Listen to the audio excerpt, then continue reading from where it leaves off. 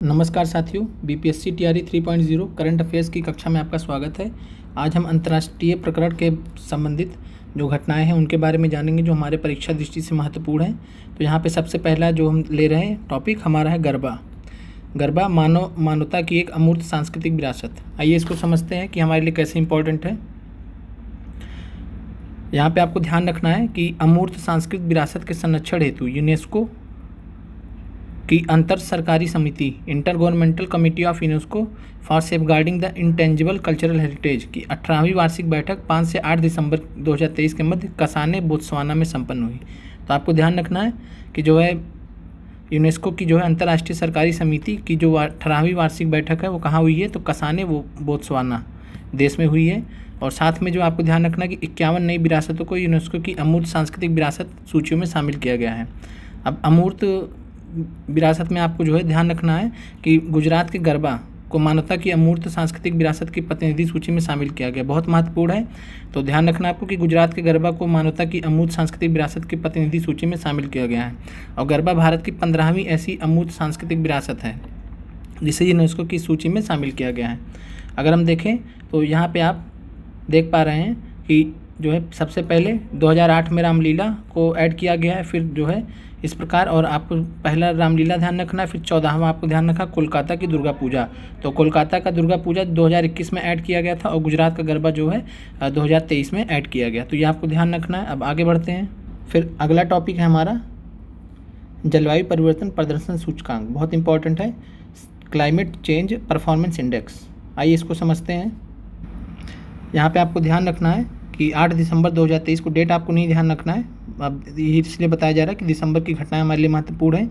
तो कोप 28 के दौरान, जो कोप 28 का सम्मेलन हुआ था उसके दौरान जर्मन वाच एक संस्था है, climate action network international can, climate action network international और न्यू क्लाइमेट इंस्टीट्यूट द्वारा संयुक्त रूप से जलवायु परिवर्तन प्रदर्शन सूचकांक 2024 जारी किया गया। तो आपसे प्रश्न पूछा जाएगा कि जो है CCPI को जो है किसने, या जलवायु परिवर्तन प्रदर्शन सूचकांक 2024 किसने जारी किया, तो जर्मन वाच और जो है न्यू क्लाइमेट इंस्टीट्यूट, ये ध्यान रखिएगा, इन्होंने जारी किया है। और साथ में यह 19वां संस्करण है। और यहाँ पे बात करें तो CCPI 2024 में शीर्ष 3 स्थानों पे कोई भी देश अपना स्थान नहीं बना सका है। और कारण ये है कि जो है उस तरीके से जो है काम नहीं किया गया है जो पेरिस समझौता हुआ था जलवायु परिवर्तन से संबंधित, और जो प्रभावकारी कदम उठाए जाने चाहिए वो नहीं उठाए गए। तो आपको यहाँ पे जो ध्यान रखना है लिस्ट वाइज शीर्ष देश, तो जो है चौथे से स्टार्ट होता है, 1 2 3 जगह खाली है, ठीक है, उसमें कोई नहीं है। और चौथे पे डेनमार्क है, ये आपको ध्यान रखना। 7वें पे भारत, इतना आपको ध्यान रखना है। तो चौथे पे डेनमार्क है, 7वें पे भारत, पहले दूसरे तीसरे पे कोई भी देश नहीं है, तो ध्यान रखिएगा। आगे बढ़ते हैं। फिर यहाँ पे आपको एक पॉइंट और भी ध्यान रखना है, क्या रखना है कि विश्व का सबसे बड़ा CO2 उत्सर्जक देश कौन है, तो चीन है इस रिपोर्ट के अकॉर्डिंग। और विश्व का दूसरा सबसे बड़े CO2 उत्सर्जक, कार्बन डाइऑक्साइड उत्सर्जक, तो अमेरिका है। तो ध्यान रखना आपको, और इनका स्थान महत्वपूर्ण नहीं है, बस आपको ध्यान रखना कि विश्व का सबसे बड़ा CO2 उत्सर्जक देश चीन है और दूसरे नंबर पर अमेरिका है। आगे बढ़, फिर अगला टॉपिक है हमारा time person of the year 2023, महत्वपूर्ण है आपके लिए। और इससे रिलेटेड आपको फैक्ट ध्यान रखना है कि भारत की तरफ से महात्मा गांधी पहले व एकमात्र भारतीय हैं जिन्हें वर्ष 1930 में टाइम पत्रिका ने पर्सन ऑफ द ईयर चुना था। तो ध्यान रखिएगा, भारत की तरफ से जो पहले व्यक्ति हैं महात्मा गांधी, जिनको 1930 में चुना गया था। और यहाँ पे जो आपको ध्यान रखना परीक्षा दृष्टि से, वो क्या ध्यान रखना है कि जो है अमेरिका की प्रतिष्ठित अंतर्राष्ट्रीय पत्रिका टाइम द्वारा वर्ष 2023 के time person of the year की घोषणा की गई है। और इसको किसको दिया गया है, तो प्रख्यात अमेरिकी गायिका गीतकार टेलर स्विफ्ट। तो आपको टेलर स्विफ्ट का नाम ध्यान रखना है, time person of the year 2023 इनको दिया गया है। तो टेलर स्विफ्ट का नाम आपको ध्यान रखना है। आगे बढ़ते हैं। और अगर हम बात करें इसमें time person of the year में, तो athlete of the year, time person of the year तो आपका हो गया टेलर स्विफ्ट, और दूसरा जो है एथलीट ऑफ द ईयर इसमें किसको दिया गया, तो लियोनेल मेसी को। तो ध्यान रखिएगा, फुटबॉलर रही हैं। अब आते हैं इजराइल फिलिस्तीन विवाद पर, इससे प्रश्न पूछा गया था तो इसलिए यहाँ पे आपको बताया जा रहा है। तो वर्तमान में आपको ध्यान रखना है कि जो है इजराइल और फिलिस्तीन का विवाद है। और अगर हम बात करें तो वर्ष 1967 में इजराइल ने पूर्वी यरूशलेम जॉर्डन से छीन लिया था।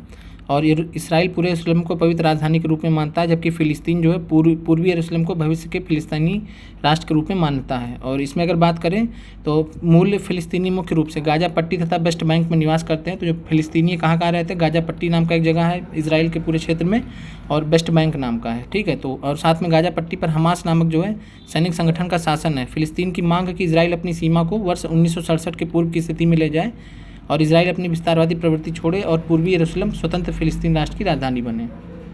और यहाँ पे आपको ध्यान रखना है कि 7 अक्टूबर 2023 को जो उग्रवादी संगठन था हमास ने इसराइल पर हमला कर दिया था, और हमास द्वारा इसराइल पर किए गए हमले को ऑपरेशन अल-अक्सा फ्लड नाम दिया गया था। तो ध्यान रखिएगा ये। और साथ में अगर इसके बाद बात करें तो इसराइल ने जो है कौन सा ऑपरेशन किया था, तो ऑपरेशन आयरन स्क्वाडर्स। तो ध्यान रखिएगा, ऑपरेशन आयरन स्क्वाडर्स ये जो है इसराइल ने चलाया था हमास के विरुद्ध में। फिर अगला करंट अफेयर्स हमारे सामने है, और यह है धोरडो सर्वश्रेष्ठ पर्यटन गाँव। तो ध्यान रखना आपको कि सर्वश्रेष्ठ पर्यटन गाँव, बेस्ट टूरिज्म विलेज, संयुक्त राष्ट्र विश्व पर्यटन संगठन, संयुक्त राष्ट्र विश्व पर्यटन संगठन, United Nations World Tourism Organization की पहल है, और इस पहल को वर्ष 2021 में लॉन्च किया गया था। और इसके अंतर्गत हमें जो ध्यान रखना है कि UNWTO की महासभा का जो है 25वां सत्र हुआ था 2023 के मध्य समरकंद उज्बेकिस्तान में। तो ये ध्यान रखिएगा कि UNWTO की महासभा का जो बैठक कहाँ हुआ था, तो समरकंद उज्बेकिस्तान में 2023 अक्टूबर में। और यहाँ पे जो सर्वश्रेष्ठ पर्यटन गाँव की सूची जारी की, और इस क्रम में जो है जो आपको ध्यान रखना है कि UNWTO द्वारा चयनित 54 सर्वश्रेष्ठ पर्यटन गाँवों में भारत का ढोरडो गांव भी शामिल है। तो ध्यान रखिएगा कि 54 सर्वश्रेष्ठ पर्यटन गांव सेलेक्ट किए गए हैं, जिसमें भारत का ढोरडो गांव भी शामिल है। और ढोरडो कहाँ पड़ता है, तो ढोरडो जो है गुजरात के कच्छ जिले में पड़ता है। और ये किस लिए फेमस है, तो कच्छ के महान रण का जो है ये वार्षिक रण उत्सव के लिए आयोजन के लिए फेमस है। तो आपको ध्यान रखना है कि ढोरडो गाँव को जो है इसमें UNWTO ने बेस्ट टूरिज्म विलेज में शामिल किया है।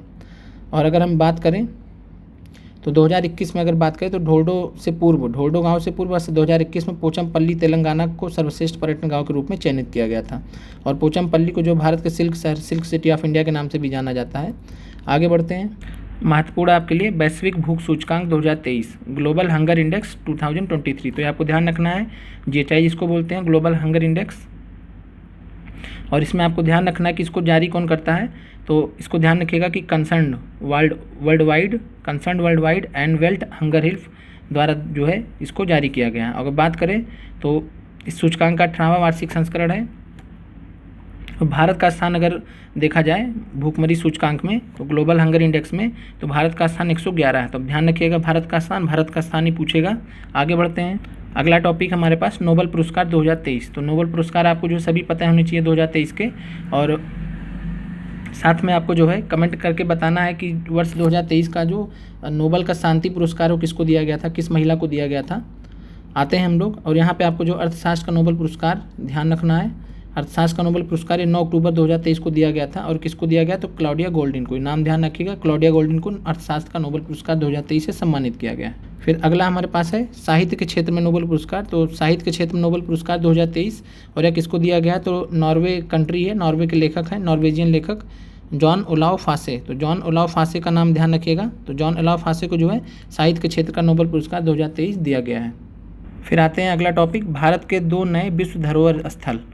तो अगर हम इसमें बात करें तो यूनेस्को की विश्व धरोहर सूची में शामिल किया गया है भारत के 2 नए विश्व धरोहर स्थलों को।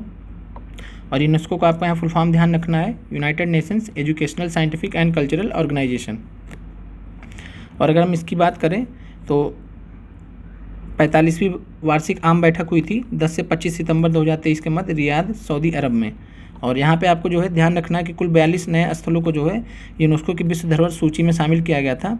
और इसमें अगर बात करें जो महत्वपूर्ण आपके लिए जो ध्यान रख के जाना आपको परीक्षा में, वह यह है कि विश्व धरोहर समिति की 45वीं बैठक, तो कौन सी बैठक, 45वीं बैठक यूनेस्को करवाता है, ठीक है। तो विश्व धरोहर समिति की 45वीं बैठक के दौरान भारत के 2 नए स्थलों को विश्व धरोहर स्थल का दर्जा दिया गया। पहला शांति निकेतन और दूसरा है होसल के पवित्र मंदिर समूह। और बाकी मैं आपको यहाँ पे बता दूं कि आप लोग जो यहाँ पे जो पॉइंट बताया जा रहा है आप नोट कर लीजिए, क्योंकि आपको अगर PDF दिया जाएगा तो आप इतने में से कंफ्यूज रहेंगे क्या पढ़ना है क्या छोड़ना है। और आप देख पा रहे हैं कि जितना पढ़ना है उससे कई गुना ज़्यादा छोड़ना है। तो आप मैं आपसे उम्मीद करता हूँ कि आप लोग करते करते आप लिख लीजिए, 2-4 लाइन लिखने में कोई वो नहीं है, बाद में आप ही के लिए आसान रहेगा। बाकी PDF दिया जाएगा तो उसमें आपको दिक्कत ही होगी, और समय नहीं है हमारे पास भी और आपके पास भी कि हम बैठ के PDF को जो है पूरा कंप्रेस करें, कंपाइल करें, कट करें, और उसका समय है नहीं। तो इस चीज़ को आप भी समझिए और नोट कर लेंगे तो ज़्यादा बेहतर रहेगा। तो विश्व धरोहर समिति की 45वीं बैठक के दौरान भारत के 2 नए स्थलों को विश्व धरोहर स्थल का दर्जा दिया गया। कौन कौन से हैं? शांति निकेतन और होयसल के पवित्र मंदिर समूह। शांति निकेतन पश्चिम बंगाल का 41वें नंबर का है, और 42वां विश्व धरोहर स्थल जो कौन सा है? तो होयसल के पवित्र मंदिर समूह जो कर्नाटक में स्थित है। तो ये ध्यान रखिएगा। आगे बढ़ते हैं, और अगर हम यहाँ पे बात करें शांति निकेतन के बारे में तो पश्चिम बंगाल के बीरभूम जिले में स्थित है, और यहाँ पे जो है रविन्द्रनाथ टैगोर ने वर्ष 1921 में शांति निकेतन की जो है स्थापना की थी। विश्व भारती के नाम से एक विश्वविद्यालय के रूप में परिवर्तित हो गया था। और साथ में साहित्य में नोबेल पुरस्कार गीतांजलि के लिए जो किसको मिला था? तो रविन्द्रनाथ टैगोर जी को मिला था।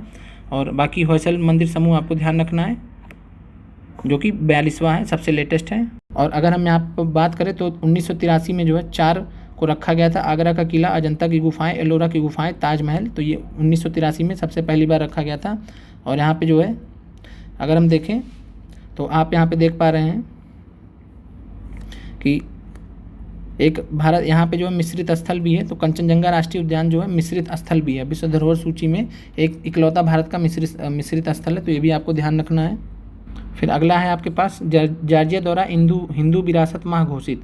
तो जॉर्जिया एक देश है यूरोप में, और अगस्त 2023 में जो है माफ़ कीजिएगा, ये अमेरिका में एक स्टेट है, राज्य है। तो अमेरिकी राज्य जॉर्जिया के गवर्नर ब्रायन कैंप ने आधिकारिक तौर पे अक्टूबर माह को हिंदू विरासत माह के रूप में घोषित किया। तो आपसे प्रश्न पूछा जा सकता है कि जो है अमेरिका के किस राज्य ने जो है हिंदू विरासत माह घोषित किया है? तो जॉर्जिया। तो ध्यान रखिएगा, जॉर्जिया, और एक कंट्री भी है जॉर्जिया करके, तो इस वजह से हमें कन्फ्यूजन हुआ। तो आपको ये ध्यान रखना है। आगे बढ़ते हैं। फिर अगला हमारे पास टॉपिक है ग्लोबल पीस इंडेक्स, वैश्विक शांति सूचकांक 2023। बहुत महत्वपूर्ण है आपके लिए, और इसको जो है कब जारी किया गया है? तो 28 जून 2023 को। और अगर इसमें बात करें तो यूरोप जो है विश्व का सर्वाधिक शांतिमय क्षेत्र है। तो ध्यान रखिएगा, काफ़ी साल से बना हुआ है। और यहाँ पे अगर हम बात करें तो सबसे शांतिमय देश आइसलैंड है, डेनमार्क है, देन। और अगर सबसे ख़राब हालत अगर देखेंगे तो यहाँ पे सीरिया की आपको नज़र आएगी 161 पे। और यहाँ पे अगर हम भारत की बात करें तो भारत का स्थान जो है कितना है ग्लोबल पीस इंडेक्स में, वैश्विक शांति सूचकांक में? तो 126। ये ध्यान रखिएगा भारत का सूचकांक। और अगर बात करें तो जो है भूटान जो है दक्षिण एशिया का सर्वाधिक शांतिपूर्ण देश बना हुआ है। भारत भी दक्षिण एशिया में आता है, तो दक्षिण एशिया के जितने भी देश हैं उसमें भूटान सबसे सर्वाधिक शांतिपूर्ण देश बना हुआ है। तो भारत का आपको 126वां स्थान वैश्विक शांति सूचकांक में ध्यान रखना है। आगे बढ़ते हैं। फिर अगला टॉपिक हमारे पास सतत विकास रिपोर्ट 2023 आते हैं इस पर। और 21 जून 2023 को संयुक्त राष्ट्र सतत विकास समाधान network, UN sustainable development solutions network ने सतत विकास रिपोर्ट 2023 जारी किया था। तो आपको ध्यान रखना है कि सतत विकास रिपोर्ट, सस्टेनेबल डेवलपमेंट रिपोर्ट कौन जारी करता है? तो सस्टेनेबल डेवलपमेंट सॉल्यूशंस नेटवर्क, सतत विकास समाधान नेटवर्क, ये यूनाइटेड नेशंस की संस्था है। और इसमें हम बात करें तो 166 देशों को इसमें सेलेक्ट किया गया था, जिसमें भारत का स्थान हमें ध्यान रखना है 112वां स्थान भारत का है। तो आपको ध्यान रखना है। और पहले नंबर पे अगर हम देखें तो पहले नंबर पे हमारा फिनलैंड देश है, और पूछेगा तो आपसे भारत का ही पूछेगा। तो आपको ध्यान रखना है कि सतत विकास रिपोर्ट में भारत का स्थान कितना है? तो भारत का स्थान जो है 112 है 166 देशों की सूची में। फिर अगला है हमारे पास वैश्विक लैंगिक अंतराल रिपोर्ट 2023। और ये जो रिपोर्ट्स हैं आपको ध्यान रखना है, अभी आई हैं। तो अब अगले साल जो है जब भी आई हैं तो अगले साल उसी के आसपास या उसके अगले महीने में आएंगी। तो अगर जून में आया है तो अगले साल जून जुलाई में कहीं जाके आएगा। तो अभी के लिए जो लेटेस्ट रिपोर्ट हमारे पास यही है। तो अगर प्रश्न पूछा जाएगा रिपोर्टों से तो यहीं से पूछा जाएगा। तो इस चीज़ को समझना है आपको। तो वैश्विक लैंगिक अंतराल रिपोर्ट 2023 के अंतर्गत तो 20 जून 2023 को इसको लॉन्च किया गया था। किसके द्वारा? तो विश्व आर्थिक मंच द्वारा 17वीं वैश्विक लैंगिक अंतराल report, global gender gap report जारी किया गया था। तो आपको ध्यान रखना है कि ग्लोबल जेंडर गैप रिपोर्ट 2023 कौन जारी किया? तो WEF, विश्व आर्थिक मंच। और विश्व आर्थिक मंच से रिलेटेड करंट अफेयर्स भी आए थे, इसके बारे में हमने डिस्कस किया था, अब यहाँ नहीं डिस्कस करेंगे। और यहाँ पे आपको ध्यान रखना है कि जो भारत का स्थान है, भारत का स्थान आपको यहाँ पे ध्यान रखना है कि भारत जो है 127वें स्थान पे है। तो आपको ध्यान रखना है इसमें कि भारत का स्थान क्या है? तो भारत का स्थान 127 है। आगे बढ़ते हैं। फिर अगला टॉपिक हमारे पास ऑपरेशन करुणा, तो म्यांमार से रिलेटेड है ये। और बात करें तो 18 मई 2023 को भारत ने म्यांमार के लोगों के लिए आपदा सहायता हेतु ऑपरेशन करुणा स्टार्ट किया था, और ये किस लिए स्टार्ट किया था? मोर्चा चक्रवात से काफ़ी ख़राब स्थिति हो गई थी वहाँ की, तो राहत वगैरह प्रोवाइड करने के लिए ऑपरेशन करुणा भारत द्वारा चलाया गया था। तो मोर्चा चक्रवात ध्यान रखिएगा, और इससे जो है जान माल की हानि हुई थी जो है म्यांमार में। अगले आप पे आते हैं, विश्व प्रेस स्वतंत्रता सूचकांक। यहाँ से प्रश्न पूछा गया था बीपीएससी तैयारी में, और वर्ल्ड प्रेस फ्रीडम इंडेक्स। और यहाँ पे जो है आपको ध्यान रखना है कि 7वीं बार जो है नॉर्वे, सातवीं बार प्रथम स्थान प्राप्त हुआ नॉर्वे को। और इसके साथ में अगर हम बात करें तो पहले स्थान नॉर्वे का आपको ध्यान रखना है, नॉर्वे पहले स्थान पे है, और साथ में भारत का स्थान ध्यान रखना है 161वां। ये पूछा गया था कि भारत का स्थान कितना है, तो 161वें स्थान पे भारत है इसके अंतर्गत, तो आपको ध्यान रखना है। और इसको जारी कौन करता है? विश्व प्रेस स्वतंत्रता सूचकांक को जारी कौन करता है? तो रिपोर्टर्स विदाउट बॉर्डर्स, बहुत इंपॉर्टेंट है। तो रिपोर्टर्स विदाउट बॉर्डर्स द्वारा ये प्रकाशित किया जाता है। आगे बढ़ते हैं, फिर अगला टॉपिक है फिनलैंड नाटो का 31वां सदस्य। तो यह तो प्रश्न बीपीएससी तैयारी में पूछ लिया, ठीक है। फिनलैंड बना 31वां सदस्य। आपको ध्यान रखना है कि 32वां सदस्य कौन बना है, ये लेटेस्ट है और आपसे पूछा जा सकता है। तो आप नोट कर लीजिए कि नाटो का 32वां सदस्य जो कि नवीनतम है सबसे, कौन बना है? तो स्वीडन। ध्यान रखिएगा, स्वीडन देश जो है फिनलैंड का पड़ोसी ही है, और स्वीडन को जो है 32वां देश घोषित किया गया नाटो का। नाटो का फुल फॉर्म ध्यान रखिएगा, नॉर्थ अटलांटिक ट्रीटी ऑर्गेनाइजेशन। और इसमें जो कुल सदस्य कितने हो गए? 32। तो ध्यान रखिएगा। और ये नॉर्थ अटलांटिक जो ओशियन है, महासागर है, उसके आसपास जो है स्थित देशों का ये समूह है। और बात करें तो ब्रुसेल्स बेल्जियम स्थित नाटो मुख्यालय में, ठीक है। तो आपको ध्यान रखिएगा कि जो है कहाँ पे नाटो का मुख्यालय, कहाँ पे? तो नाटो का मुख्यालय ब्रुसेल्स बेल्जियम में, ये ध्यान रखिएगा। और यहाँ पे न्यूज़ भी थी उस समय कि स्वीडन को जो है आमंत्रित किया गया था, और स्वीडन अब बन गया है, जो लेटेस्ट रिपोर्ट है। तो ध्यान रखना आपको कि स्वीडन 32वां कंट्री है। आगे बढ़ते हैं, विश्व प्रसन्नता report, world happiness report WHR। और अगर हम इसकी बात करें तो इसको कौन जारी करता है? तो इसको भी जो है संयुक्त राष्ट्र पोषणीय विकास समाधान network, United nation sustainable development solutions network ने जारी किया है। तो विश्व प्रसन्नता रिपोर्ट, ये आपको ध्यान रखना है। और इसमें अगर हम बात करें, विश्व प्रसन्नता रिपोर्ट में भारत को जो स्थान मिला है वह मिला है 126। तो 2023 रिपोर्ट में, वर्ल्ड हैप्पीनेस रिपोर्ट 2023 में भारत को 126वां स्थान मिला, ये ध्यान रखिएगा। आगे बढ़ते हैं, फिर अगला प्रश्न है वैश्विक आतंकवाद सूचकांक 2023। तो वैश्विक आतंकवाद सूचकांक 2023 को जो है ग्लोबल टेररिज्म इंडेक्स को किसने जारी किया है? तो Institute for Economics and Peace, important है तो ध्यान रखिएगा, Institute for Economics and Peace ने। और 163 देशों का इसमें जो है रिपोर्ट तैयार किया गया है। और इसमें अगर बात की जाए तो पहले स्थान पर अफगानिस्तान है, जो सबसे ज़्यादा आतंकवाद से प्रभावित है, और कारण आप जानते ही हैं। और साथ में अगर हम भारत की बात करें तो भारत का जो है स्थान यहाँ पे कितना दिया गया है? तो 13वां स्थान। तो भारत का 13वां स्थान जो है ग्लोबल टेररिज्म इंडेक्स में आपको ध्यान रखना है। आगे बढ़ते फिर आते हैं, महत्वपूर्ण है 95वें ऑस्कर पुरस्कार 2023। तो 95वें ऑस्कर पुरस्कार 2023, जिससे 15 मार्च में भी प्रश्न आया था। बताते हैं कौन सा प्रश्न आया था। और यहाँ पर आपको ध्यान रखना है कि डॉल्बी थिएटर लॉस एंजलिस में जो है यहाँ घोषणा की गई थी, 95 नंबर का ये अकादमी पुरस्कार था। और इसमें ध्यान रखना आपको कि सबसे ज़्यादा सर्वाधिक 11 नामांकन Everything Everywhere All at Once, Everything Everywhere All at Once को प्राप्त हुए थे, और फिल्म थी ये। और इसकी बात करें, अगर हम यहाँ पे बात करें तो मल्टीवर्स कई ब्रह्मांडों का एक काल्पनिक समूह पर आधारित इस अमेरिकी कॉमेडी ड्रामा फिल्म को सर्वश्रेष्ठ फिल्म के लिए ऑस्कर पुरस्कार से सम्मानित किया गया था। नाम क्या है? Everything Everywhere All at Once. तो यहाँ Everything Everywhere All at Once ध्यान रखिएगा, इसको जो है सर्वश्रेष्ठ फिल्म का अवार्ड मिला था। और इसके अलावा आपको ध्यान रखना कि मलेशिया की अभिनेत्री हैं मिशेल यो। तो मिशेल यो को Everything Everywhere All at Once के लिए सर्वश्रेष्ठ अभिनेत्री का पुरस्कार मिला था। तो ये ध्यान रखिएगा। और साथ में जो है आगे बढ़ते हैं, और फिर भारत के जो पूछा गया था आपसे प्रश्न, भारत के लिए ऐतिहासिक क्षण रहा जब कार्तिकी गोंजाल्विस और द्वारा निर्देशित द एलिफेंट विस्पर्स को सर्वश्रेष्ठ डॉक्यूमेंट्री शॉर्ट फिल्म का अवार्ड दिया गया था। तो सर्वश्रेष्ठ डॉक्यूमेंट्री शॉर्ट फिल्म का ऑस्कर पुरस्कार किसको मिला था? तो द एलिफेंट विस्पर्स, यह प्रश्न पूछा गया था। और अगली बार हो सकता है पूछ ले कि इसके जो है निर्देशक कौन थे? तो कार्तिकी गोंजाल्विस। तो ये ध्यान रखिएगा।